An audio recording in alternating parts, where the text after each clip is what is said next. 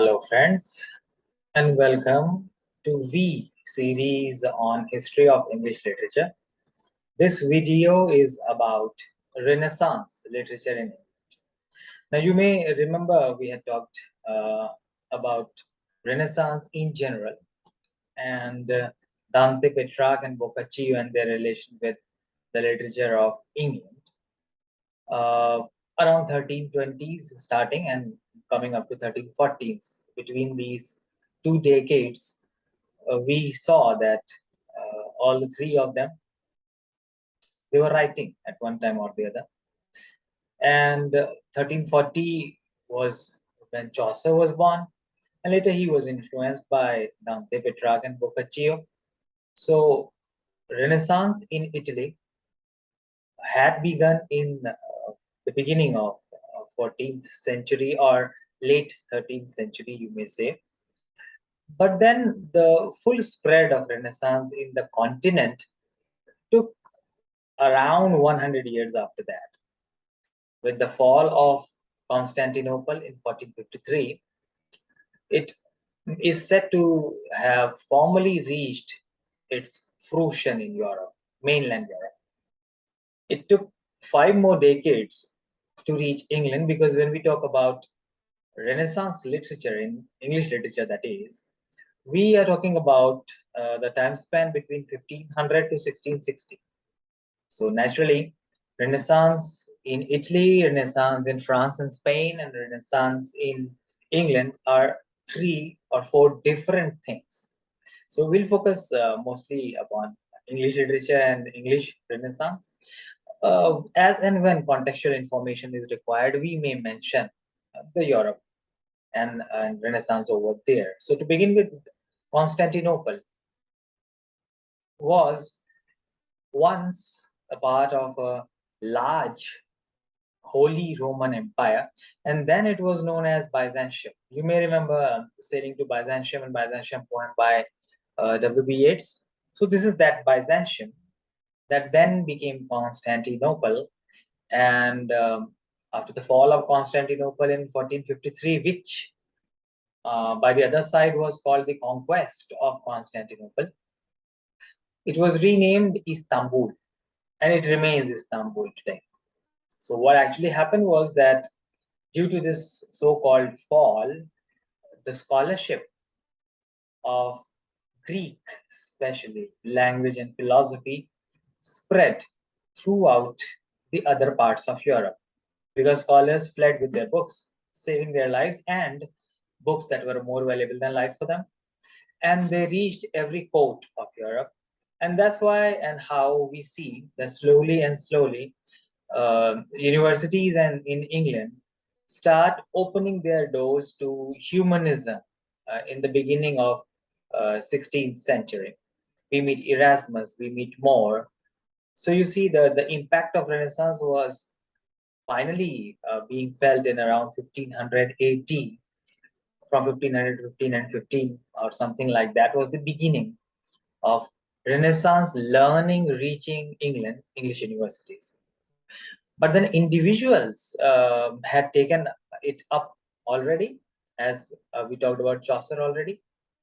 Then, of course, before we go on to the Elizabethan age, I must mention Malory and his Maud Arthur here, Skelton's special kind of movement of verse, and Wyatt bringing Petrarchanism from Italy to England, and his junior Surrey bringing Latinism to England too. They are the ones who brought many forms like sonnet, like Strombotti, from Italian to English poetry. Wyatt, incidentally, was imprisoned by Henry VIII, but then somehow saved his neck. It was this period that political upheaval was also taking place.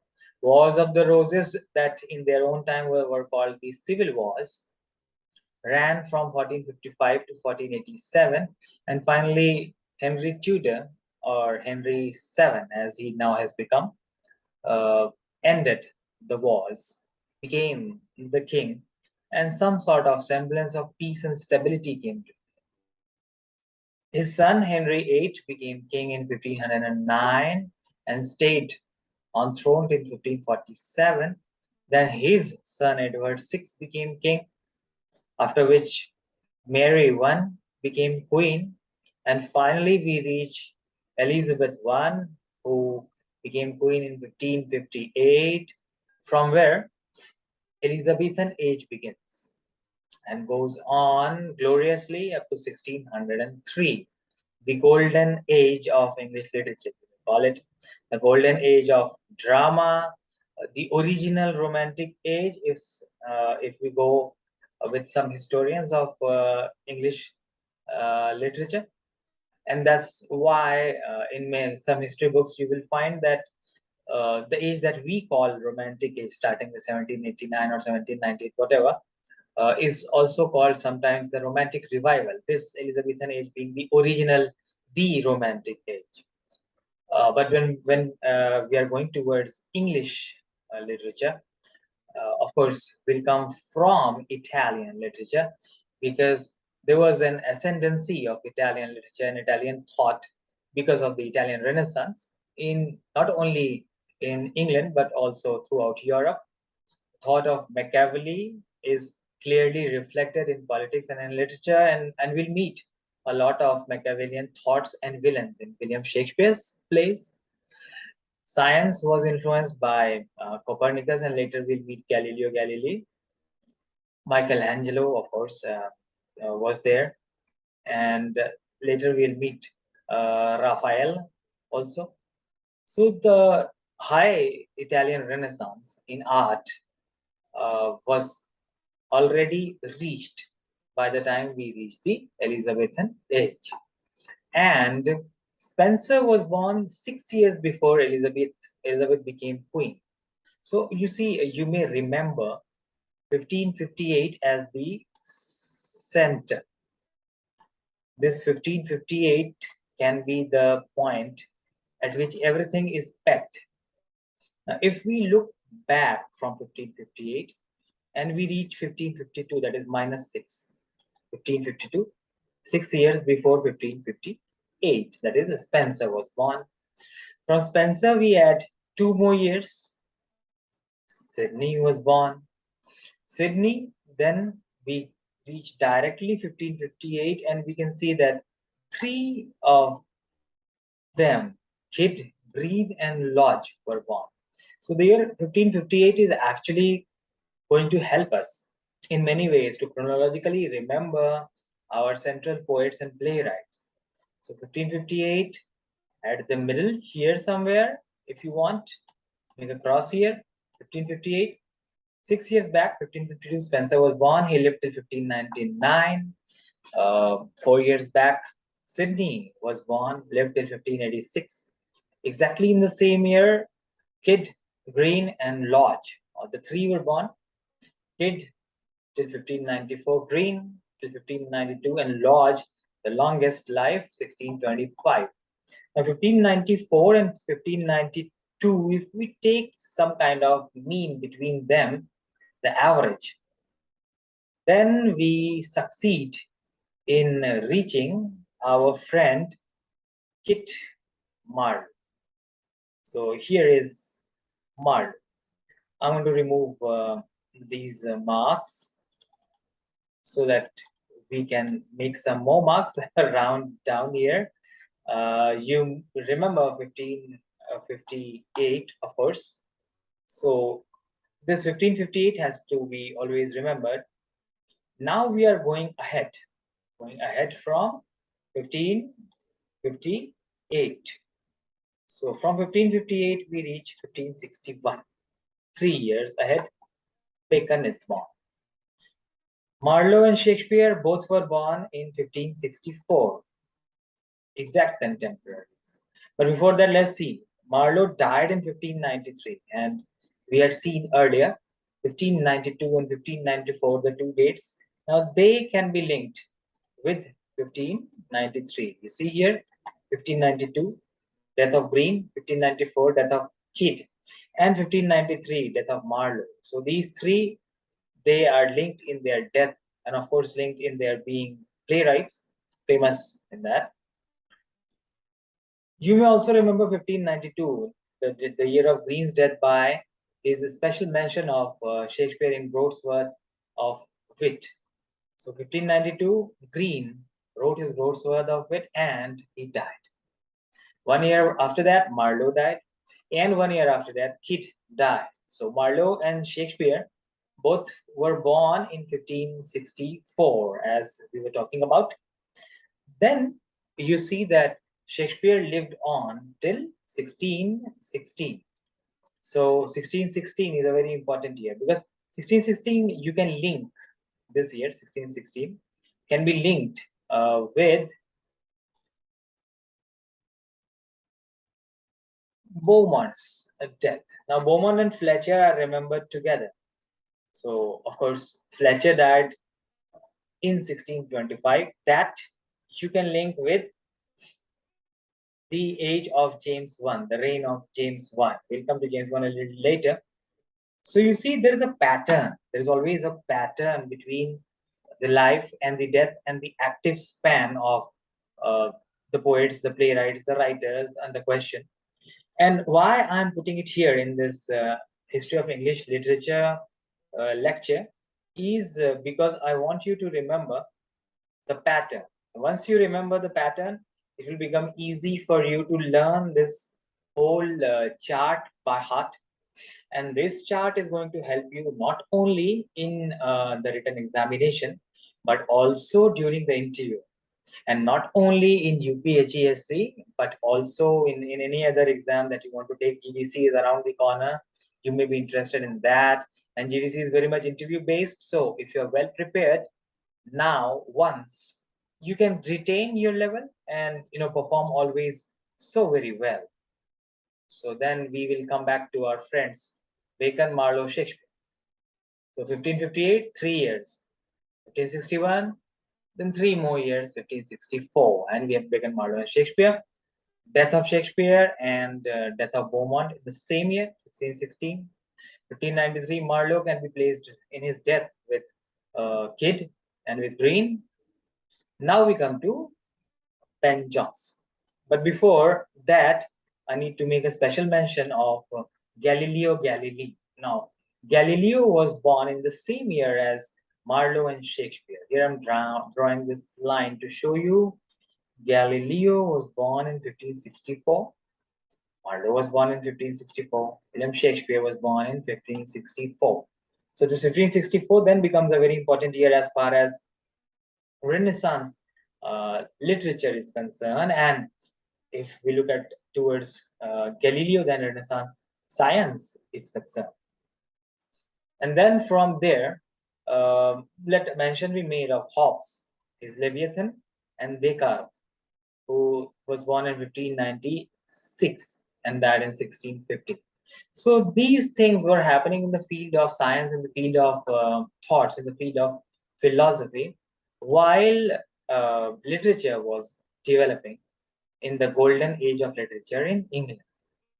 So we've got Bacon, we've got Marlowe, we've got Shakespeare, and then we have reached Ben Jonson, who was born in 1573. Now, if you reverse the two digits of 73, you get 37. You may want to play this trick. With Jonson, 73, 37, easy to remember. And Jonson and Donne, they were born in the same year. As you can see, 73, both of them. Donne died in 31, and posthumously his poems were published in 1633. So from 31, you may link 33 and remember. Fletcher, we have talked about with Beaumont, died in 1625. 1 year after Fletcher came Webster, 1580, and he lived until 1632. 4 years after Webster came Beaumont, and 12 years after Beaumont, the same year in which Descartes was born. You may remember 1596, Descartes and Shirley. And Shirley lived till the Restoration, that is 1660. Now, when we look at them, Beaumont, Shirley, Webster, Fletcher, Shakespeare, Marlowe, we totally know why Elizabethan age is called the golden age of English drama. And coming from Marlowe and Shakespeare towards Fletcher, Webster, and Beaumont and Shirley, of course, Johnson. Let's not forget Johnson. Coming from Marlowe and Shakespeare and Johnson, Johnson has to be remembered as a near contemporary but a junior to Shakespeare. And Fletcher, Webster, Beaumont, Shirley, at least Fletcher and Webster were writing at the same time as Shakespeare was active, some span, but then they are also after Shakespeare, chronologically speaking. Now, the age of Elizabeth, the age of English drama, it all ran up to the drama, that is, up to 1642. And then the theatre was closed. But we are going towards it. Till now, we have only reached the rear of the playwrights. So now we'll go to the next section, the Jacobian Age. James I, 1603, after the death of Elizabeth, he became the king. James VI of Scotland became James I of England, and he reigned up to 1625. And then Charles I became king, who reigned up to 1642, and he was beheaded in 1649. Now, remember, when we are talking about the neoclassical age, it refers back to the plays by Corneille, Molière, and Racine. So Corneille was a near contemporary to John Milton. You see here, I'll draw a line for you from Corneille directly to Milton. So Milton was born in 1608, Corneille in 1606. Milton died in 1674, Corneille in 1684. He was a near contemporary to Milton. Thus, by relating them, we can remember Corneille. And Molière was junior to Corneille. You can relate Molière with Bunyan if you want here. And then we've got Racine. Racine is nearly a contemporary to John Dryden. Why are we marking these three, Corneille, Molière, and Racine? Because these three were central playwrights of France. And they provided the model for the kind of criticism in France that was later followed by critics and playwrights in England. And we do meet Dryden's mouthpiece, Neander, arguing against that kind of practice in England of blind following of the French models. But then that happens somewhere around 1660s, so it is in the Restoration age. At present, we are talking about the Jacobean age. So the highlights of Jacobean age may be the King James Version of the Bible, 1611, that was dedicated to James I himself. It was by his order that groups of 6 groups in total that sat together, 6 9 54 people, and they compiled a Bible, a definitive Bible, from Greek and Hebrew and Aramaic and Latin sources for the first time. And King James Version was born. So that's all, of course, very important. And yes, we have to remember that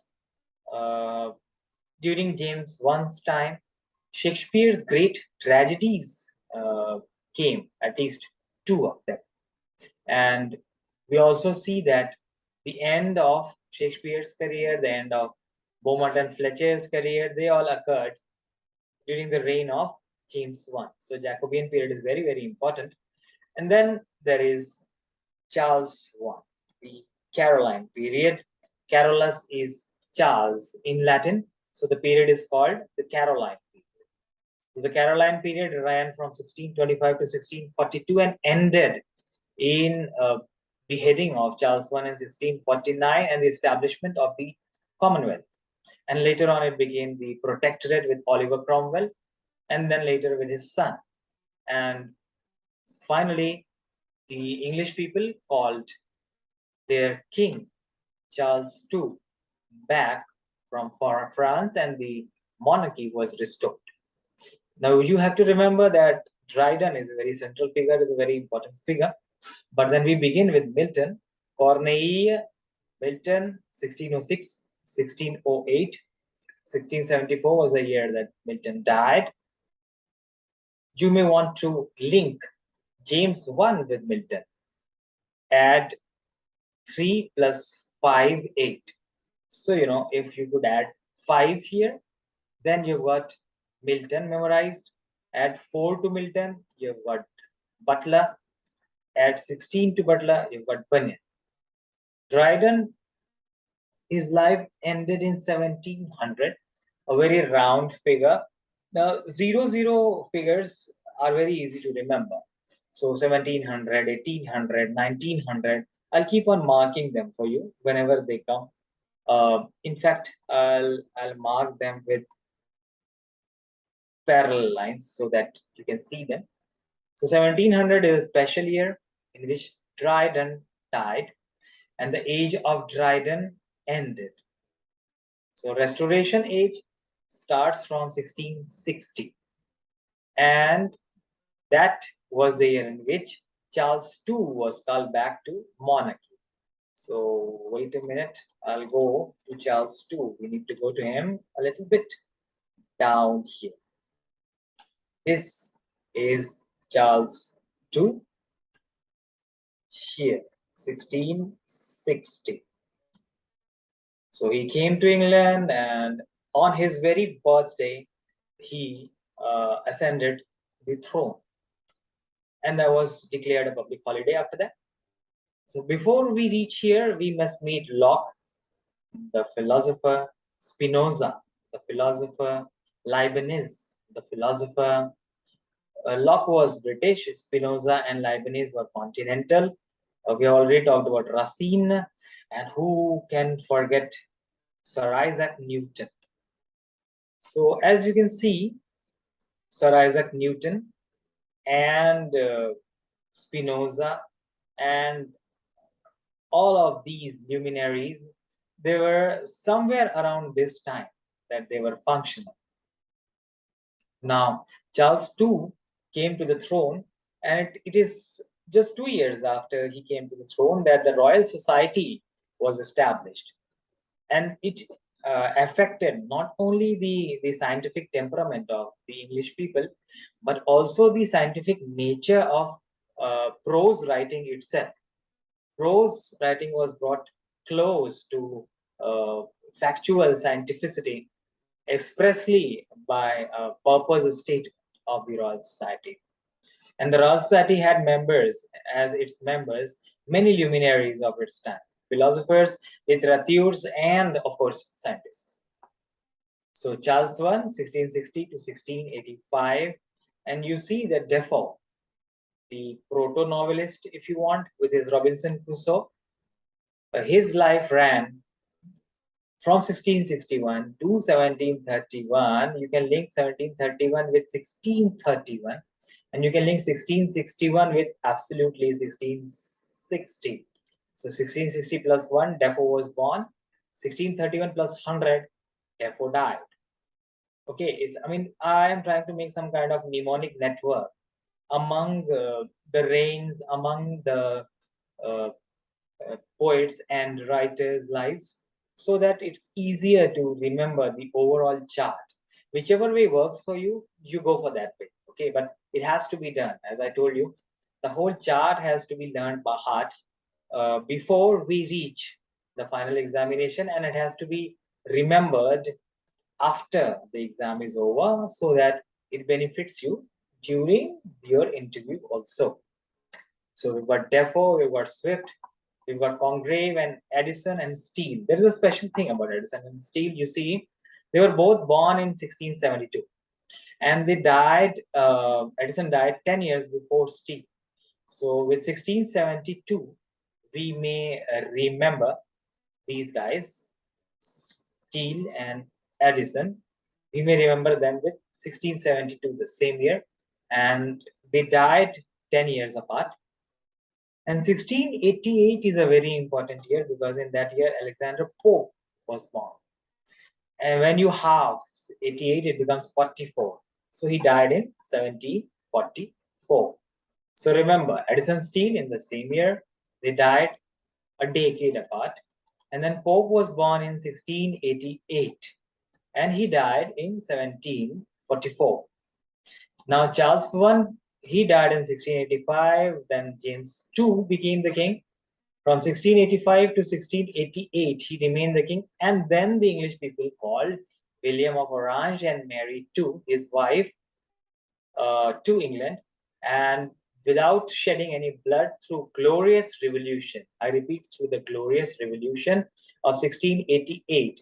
And that is why I was highlighting that year, because 1688 is the year of the glorious revolution.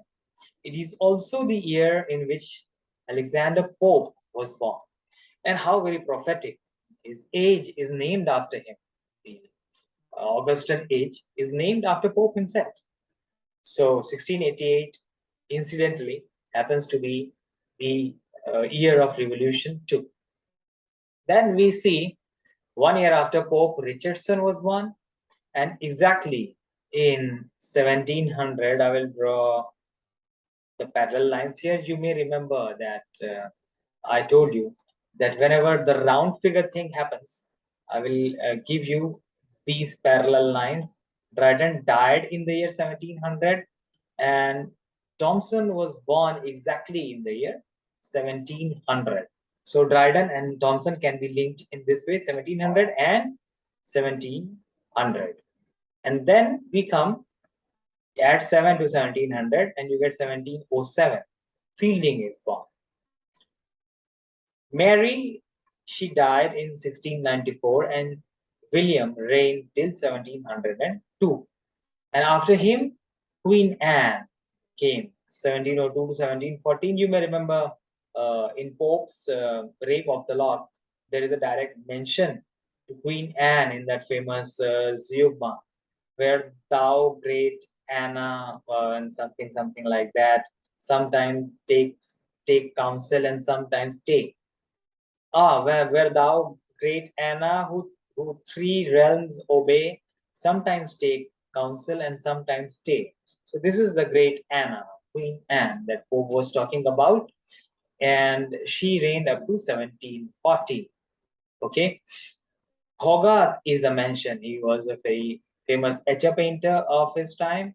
Voltaire was a very famous writer, journalist. He was born in 1694. 1694, a very important year. Now we see that Richardson, the novelist, was born in 1689, just before Thomson was born, and Fielding was born in 1707 after Thomson was born. So you can place Thomson in the middle and then remember that Richardson was senior to Thomson and Thomson was senior to Fielding. Therefore, Richardson was senior to Fielding. That there are many ways in which such things are memorized, and this is one fun way of remembering, of relating people. And Dr. Johnson is a very central person, and we need to remember him because he lends his name to his age. He was born in 1709 and he died in 1784. Gray's Elegy came in 1751 and he died 2 decades later in 1771. So either you remember 1771 and go back to his elegy, or go to his elegy and remember 1771, and just 4 years after Gray's Elegy started coming to Dr. Johnson's famous dictionary, volume after volume. So 1755 was the first volume. Then we meet 1721 Collins and 1728 Goldsmith. Goldsmith, who was in the circle of Dr. Johnson himself. 1631, you may remember, was the year in which Dryden was born. 100 years, just exactly 100 years after him, 1731, Cowper is born. And incidentally, if you look at it, look at Cowper, his life ends at a 00 year, 1800. And I hope you remember that Dryden's life ended in 1700. So there is a neat 100 years span between Dryden and Cowper, both in birth and in death. Now, this is quite a coincidence, and I totally think that you cannot forget this. So, Dryden plus 100 gives you Cowper. And I talked about 1751 with Gray, the elegy. And Sheridan was born in the very year in which Elegy was published, 1751. 1 year after Sheridan, Chatterton was born, and Chatterton died in the year in which Wordsworth was born. So, if you link in this way, you will remember the things. Sheridan died in the year of the defeat of Napoleon at Waterloo. And then we've got Fanny Burney, also influenced by Dr. Johnson, born in 1752, wrote up to 1840. But then we come back towards the political and uh, environmental kind of milieu kind of thing. Here you see we had seen up to Anne. Now Carluan Lineus, the scientist, he was born in 1707, the same year as Fielding. Here I'm linking them. Carl Linnaeus and Fielding, you see, were born in the same year, 1707. But then Fielding died 30 years before Carl. But then Carl died in the same year as Dr. Johnson. So in his birth, Carl Linnaeus is linked to Fielding, and in his death, Carl Linnaeus is linked to Dr. Johnson. So quite a coincidence. So you may remember these two through Linnaeus also, or vice versa. Hume was a philosopher, and he was born in 1711 and died in 1776. And the 1776 is associated with the American Revolution. Rousseau was born 1 year after Hume, died in 1778. George I reigned from 1714 to 1727, and Immanuel Kant, whose idealism was going to impact the Romantic poets, was born in 1724 and died in 1804. So these are the central personas that we were going to talk about. The rest we'll take up in our next lecture. I must say that if you liked it, please do subscribe and like, because we keep on adding new things. You may be watching on an everyday basis, if you say. So I repeat, please like and subscribe. And yes, if you want another topic, if you want more on this topic, anything, any kind of thing, then you please just leave a comment in the comment box, or you can even mail me and I will definitely respond to it. So thanks for being with me up to here. All the best.